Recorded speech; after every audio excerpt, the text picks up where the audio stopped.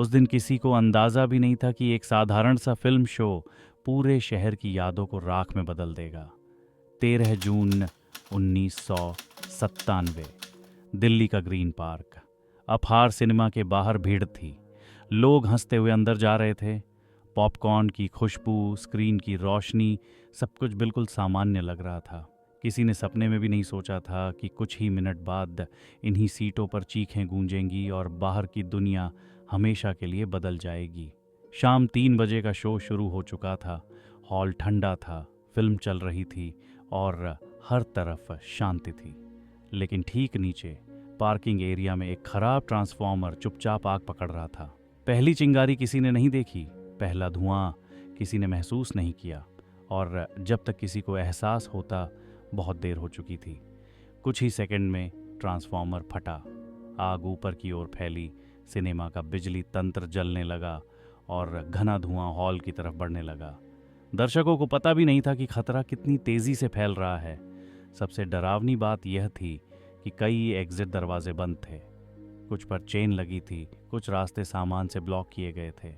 ऊपर की बालकनी में बैठे लोग धीरे धीरे फंसते चले गए। हॉल में धुआं भरना शुरू हुआ। दर्शक घबराए, सीटों से उठकर बाहर भागने लगे। लेकिन बाहर कुछ नहीं दिख रहा था, ना रास्ता, ना रोशनी, बस काला धुआं। लोग समझ ही नहीं पा रहे थे किधर जाना है, कैसे बचना है।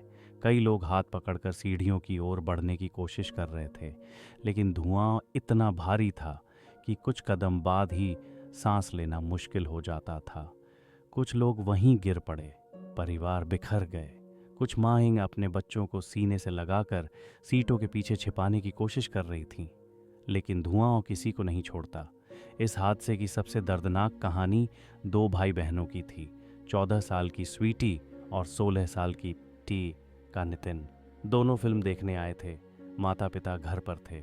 अंतिम समय में भी दोनों एक दूसरे का हाथ पकड़े मिले, आखिरी सांस तक साथ। इस आग में 59 लोगों की जान चली गई और 100 से ज़्यादा लोग घायल हुए। जो बच निकले उनके लिए ये सदमा जिंदगी भर का बना रहा। लेकिन कहानी यहाँ ख़त्म नहीं होती। परिवारों ने मिलकर AVUT नाम की संस्था बनाई और न्याय की एक लंबी लड़ाई शुरू की। 20 साल से भी ज़्यादा समय तक वे अदालतों में डटे रहे। उनके संघर्ष ने सिनेमा हॉल और पब्लिक जगहों की सुरक्षा नीतियाँ बदल डाली। कई नियम आज भी इसी ट्रेजेडी की वजह से मौजूद हैं। आज अपार सिनेमा एक खामोश इमारत की तरह खड़ा है, लेकिन उसकी दीवारों में अब भी कई आवाज़ें कैद हैं, हंसी की, खुशियों की और उन चीखों की जिन्होंने पूरे देश को हिला दिया था। कभी कभी एक हादसा सिर्फ दर्द नहीं छोड़ता, वो एक सबक बन जाता है। याद दिलाता है कि लापरवाही की कीमत किसी की पूरी जिंदगी हो सकती है। एक गलती, एक चूक सब कुछ बदल सकती है। ये अपार सिनेमा की सच्ची कहानी है, एक ऐसी कहानी जो आज भी लोगों के दिलों में धुआं बनकर बसती है।